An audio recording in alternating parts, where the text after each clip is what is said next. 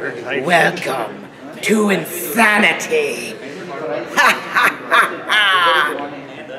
Population U. You. So today we're playing Darkest Dungeons, and what do you think of it? It's a very dark dungeon. Yeah, it's a very gruesome game. Like all the narrative, like it sounds like everyone's depressed or everyone's Batman. I haven't figured out. Maybe it's both. Everyone's just edgy. Yeah, everyone's got an edgy line. It's like not a single person in this game is happy. It's like it's a really dreary, drab game. So if you guys like your fluffy little Kirby's or your panty fighters, don't pick up this game. Just don't. Pick a happier game instead. That's the funny thing, because like to me this game's like, hey, this is like me every day in life. Struggling to fight and survive another day. And it's funny because like it's like this game is very hard. Like they even give you a warning at the start of the game, like this game is very hard. Everyone's gonna die, so don't worry about them.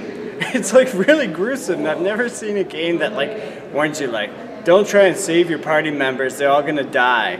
Like I've never played a game that's that explicit and that blunt.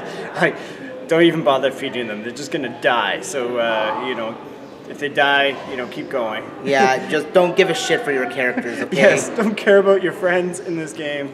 They're not really your friends, they're just companions.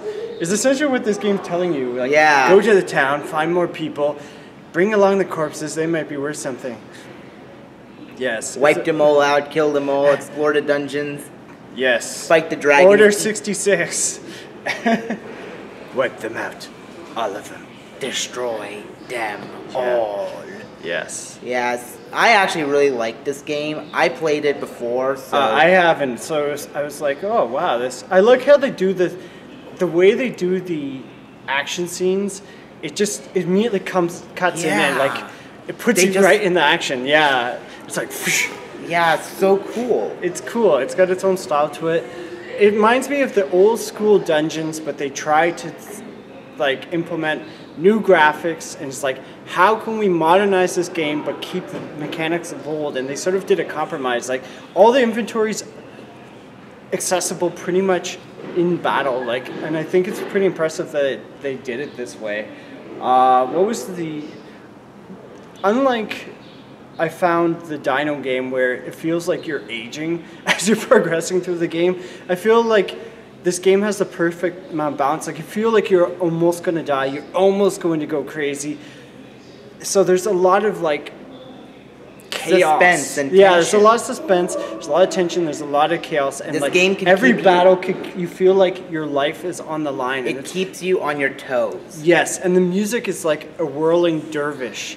Like, it really feels like you're losing your mind. And in this game, you have to worry about losing your mind, because if you're in the dungeons, I think you lose your sanity faster if you don't have a torch lit. And, like, there's holy water, there's... I don't know, what's the thing that helps your mental state? There's something there. In there's like a salve that it's like a mental salve. Maybe it's like cocaine. Yeah. Let's just say it's like cocaine. Cocaine! One hell of a drug.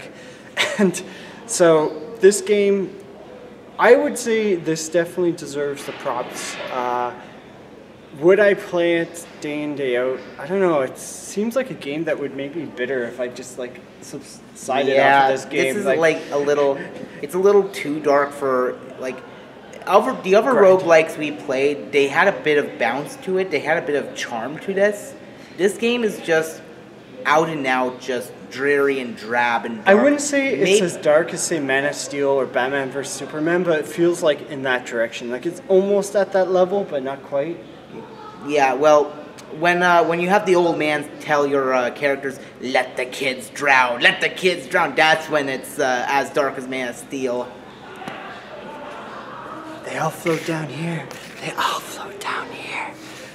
Yeah. Yes. I should also say that this also has like Lovecraftian elements to it, so it's like, Cthulhu.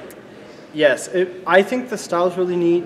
I think they managed to make it dark without making it a self-parody as well, which is quite impressive. And it's quite rare to see that happen.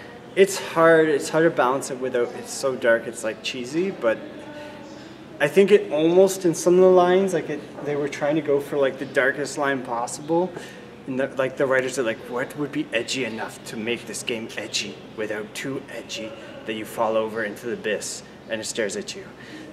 How far can we go is what this game feels like. Yeah. But still, like, it almost falls over, but then it's sort of like, okay, eases up a bit. But I really like the fact that, like, they really make you feel like you're in a dungeon and you're starting, there's, like, that desperateness, that hopelessness. I wouldn't say loneliness, but it gives you that impression. It's really hard to do, affect a certain mood in a video game, and they did an amazing job with it here. So I would say, yeah, like 8 out of 10. I would go 9 out of 10 personally. I don't know. I wouldn't say it's perfect. I wouldn't say necessarily it's a game for me, but I can definitely respect what they were trying to do. And I'm not sure how big this game is. I don't think it's super big. Like maybe 15 hours, throw a number out there. But yeah, I'd say try it out if you want something that's the total opposite of the Panty Party game that we played today. Yeah, this game is definitely a really good dungeon crawler for all those roguelike fans.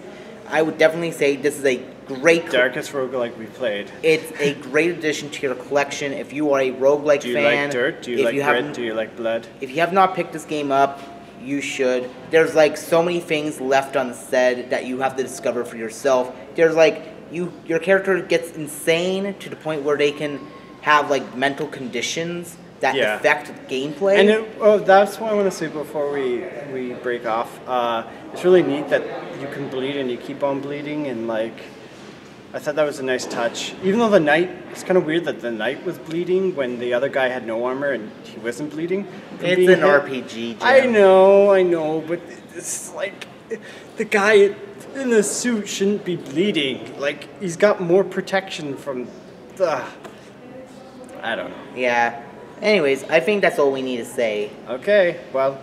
Keep on gaming, everyone. Bring a torch with you. Always bring a torch in this case. Alright. Especially in this cold weather. Adios, amigos. Adios. Bye.